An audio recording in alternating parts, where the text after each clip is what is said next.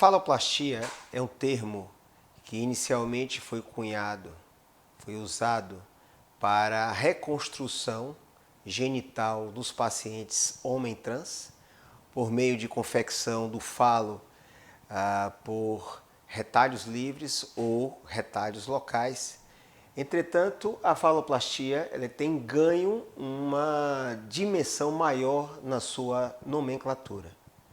Nós vamos aqui comentar sobre quais são as principais indicações e o que é, de acordo com as indicações, como é que pode ser realizada a faloplastia. Existem 4 indicações de faloplastia. Quais sejam? Aqueles pênis que estão embutidos dentro da gordura pubiana, isso seria uma indicação. Aquelas pessoas que nascem com alterações congênitas do pênis, da formação da uretra ou do genital propriamente dito. Os homens trans que desejam fazer cirurgias reconstrutoras e desejam ter o falo. Ou aqueles casos em que há trauma do pênis, seja trauma por autoamputação ou traumatismos externos, ou por conta de procedimentos cirúrgicos, como é o caso do câncer de pênis. É importante enfatizar que aquelas pessoas que têm o pênis normal, com diâmetro normal e com extensão normal, não têm nenhuma indicação de fazerem essa cirurgia de aumento peniano, esse tipo de faloplastia de aumento. Nesses casos, muitas vezes, há alterações dismórficas, problemas com autoimagem corporal, e devem ser tratados ou por terapeutas sexuais, ou por psicólogos, ou por psiquiatras. É muito importante nós orientarmos os pacientes com relação ao que é o tamanho normal do pênis. Basicamente, isso um apanhado de vários estudos.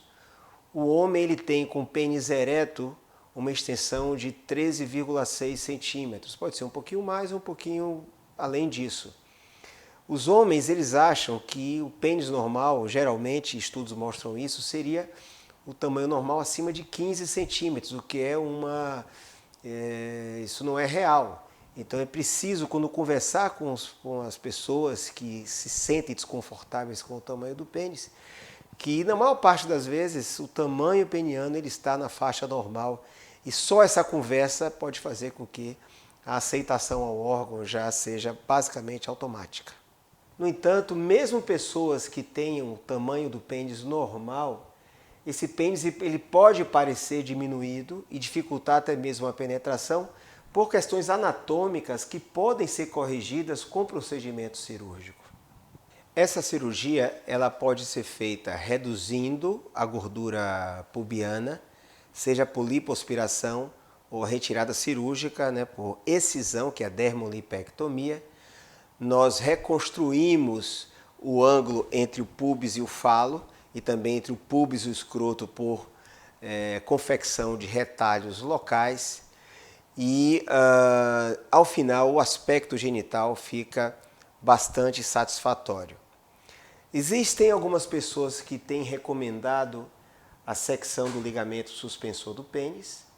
É importante dizer que o ligamento suspensor do pênis ele não deve ser seccionado naqueles casos de pênis que seja normal, não somente porque o índice de retração é grande e o pênis acaba voltando à posição habitual, mas também na ereção, o ligamento suspensor do pênis ele tende a provocar uma ereção com o pênis mais elevado. A ereção de um pênis onde o ligamento suspensor ele foi seccionado, ele foi cortado, tende a ser uma ereção um pouco mais horizontalizada. Algumas pessoas procuram o aumento do genital, da sua espessura, da sua grossura. Alguns têm recomendado o uso de substâncias como lipoenxertia, como ácido hialurônico. É importante dizer que nenhum trabalho com nível de evidência elevada tem mostrado que essas substâncias elas são mais eficazes do que propriamente dito o tratamento com psicoterapia. Existe de fato, algum ganho com relação à grossura com essas substâncias. O grande problema é a taxa de efeitos adversos, que não é negligenciável. Pode haver, já que a pele do pênis ela é frouxa, pode haver migração dessa substância, presença de nodulações, reações inflamatórias locais, perda de substância com o tempo.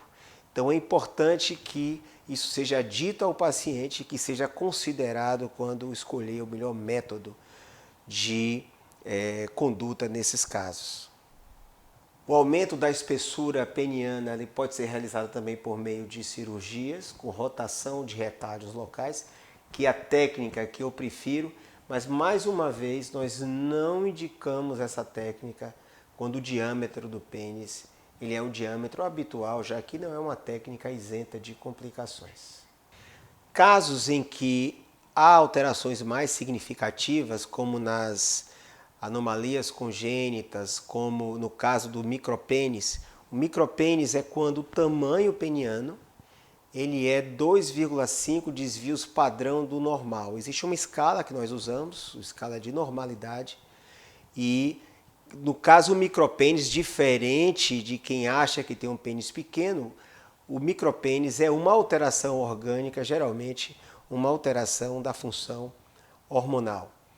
Nos casos de micropênis e nos casos de amputação peniana, é possível lançar mão de técnicas em que nós mobilizamos a parte do pênis que está abaixo da pele, na região perineal, nós mobilizamos toda essa estrutura e levamos à superfície, refazemos o órgão e conseguimos também, por técnicas de rotação de retalhos, aumentar a grossura peniana. Entretanto, mais uma vez, esses procedimentos eles só devem ser realizados naqueles casos em que há um problema de fato detectado, como micropênis ou como a deficiência do tamanho do órgão em razão de amputações traumáticas ou amputações cirúrgicas, como no caso de câncer de pênis.